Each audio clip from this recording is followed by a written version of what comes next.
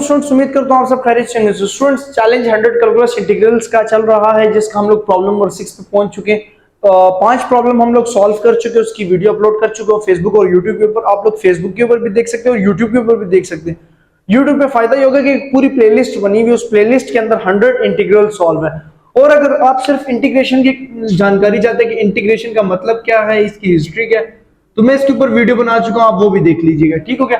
अब कहानी हम आते हैं अपने इस सवाल की तरफ, इस प्रॉब्लम की तरफ, क्योंकि हम वन बाय वन जा रहे हैं और इसमें हम लोग सारे टॉपिक्स डिस्कस करेंगे। इंटीग्रेशन बाय पार्ट्स को भी, ठीक हो गया, पार्शियल फ्रैक्शन को भी, ठीक हो गया, हम लोग इनवर्स हाइपरबोलिक, ट्रिग्नोमेट्रिक, सारे हम लोग वो एक्सपोनेंशियल वाले भी सारे हम डिस्कस करेंगे, मतलब हर प्रॉब्लम को।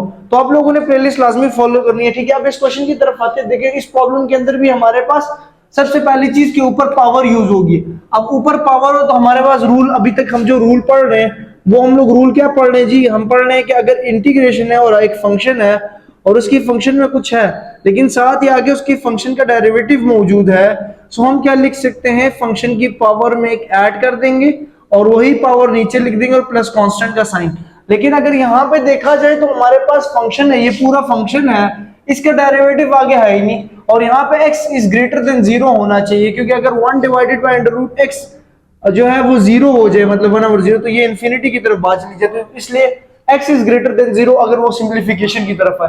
अब सबसे पहली चीज कि इसकी सोल्यूशन की तरफ अगर हम आए तो इसकी सोल्यूशन में सबसे पहली चीज हम लोगों ने एक फार्मूला लगा देना है, और वो है a प्लस बी का होल स्क्वायर। ठीक हो गया। और वो आ जाएगा जी a square plus b square plus 2ab।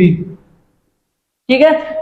अब यहाँ पे इंटीग्रेट करेंगे, इसको इंटीग्रेट करने के लिए सबसे पहली चीज अंडर रूट एक्स का whole square bracket plus 1 over under root x का whole square plus 2 under root x 1 over under root x और होल ब्रैकेट क्लोज और dx। मैंने फॉर्मूला ओपन कर लिया यहाँ पे a square plus b square वाला, यहां से स्क्वायर रेडिकल कट गया और ये अंडर रूट एक्स और अंडर रूट एक्स भी कट हो गया। सो जो रिमेनिंग इक्वेशन बची वो क्या बची है, वो x प्लस 1 ओवर x हमारे पास आ गई है, एंड देन हमारे पास 2 बच गया और ये ब्रैकेट क्लोज और dx। अब हम सब पे अलग अलग इंटीग्रेशन लेंगे, integration of x dx plus integration 1 over x और dx प्लस इंटीग्रेशन और 2 dx। अब स्टूडेंट्स, पहले वाले के इंटीग्रेशन के लिए तो ये फॉर्मूला बिल्कुल वैलिड है, क्योंकि हमारे पास देखिए फंक्शन जो है वो है हमारे पास x, फंक्शन क्या x पहले वाले के लिए और dx। ठीक है। लेकिन फंक्शन का आगे डेरिवेटिव भी है, x की पावर 1, x का डेरिवेटिव 1 होता है, 1 आगे लिख ले तो x पे कोई फर्क नहीं पड़ा, तो इसका जो डेरिवेटिव और इंटीग्रेशन आ जाएगी वो x स्क्वायर डिवाइडेड बाय 2 आ जाएगी, तो x स्क्वायर डिवाइडेड बाय 2 आ गई प्लस। लेकिन यहाँ पे एक रूल सिखाता हूँ आप लोगों को, इंटीग्रेशन 1 ओवर x आ जाए, ये रूल नंबर 2 की तरफ अभी हम आहिस्ता आहिस्ता चल पड़े। यहाँ पे रूल नंबर 2 ये यूज होता है, अगर स्टूडेंट्स ये रूल समझिए लाजमी, ये वाला जो रूल है ये बड़ा इंपॉर्टेंट रूल है, इस रूल को आप आगे हम लोग यूज करते जाएंगे। देखिए जी, अगर नीचे फंक्शन है और ऊपर फंक्शन का डेरिवेटिव है, नीचे फंक्शन है ऊपर फंक्शन का डेरिवेटिव है, so you can write natural log of function plus c. आप नेचुरल लॉग फंक्शन सी लिख सकते हैं। ठीक हो गया।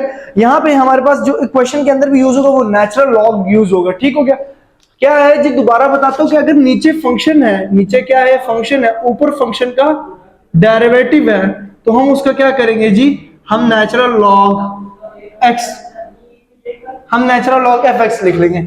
अब यहाँ पे भी यही 1 ओवर एक्स है, अगर 1 ओवर एक्स को देखें तो ये 1 ओवर एक्स, एक्स एक फंक्शन है, एक्स का डेरिवेटिव 1 है, तो एक्स का डेरिवेटिव ऊपर मौजूद है, हम नेचुरल लॉग एक्स प्लस सी इसका हम लोग इंटीग्रेशन लिख लेंगे। तो यहाँ पे क्या आ जाएगा, नेचुरल लॉग एक्स, यहाँ पे क्या आ गया नेचुरल लॉग प्लस 2 की जगह हमारे पास क्या आ जाएगा 2x, एक्स वेरिएबल साथ आ जाता है और प्लस सी, तो ये हमारे पास इसकी क्या आ गई जी, इंटीग्रेशन निकल आई है। ठीक है। तो हम इस तरह इसको क्या कर सकते हैं, इंटीग्रेट कर सकते हैं। तो जो रूल नंबर 2 आज हमने पढ़ा वो ये क्या पढ़ा कि अगर नीचे कोई भी फंक्शन हो, ऊपर फंक्शन का डेरिवेटिव हो, हम उसके लिए नेचुरल लॉग फंक्शन का यूज करेंगे। ठीक हो गया, ये कॉन्सेप्ट है। कोई एग्जांपल के तौर पे देखो, जैसे x स्क्वायर है और ऊपर आपके पास 2x मौजूद है, x स्क्वायर है ऊपर 2x मौजूद है, तो फंक्शन का ऊपर डेरिवेटिव मौजूद है, फंक्शन का ऊपर डेरिवेटिव मौजूद है, तो आप natural log of x square भी लिख सकते हो।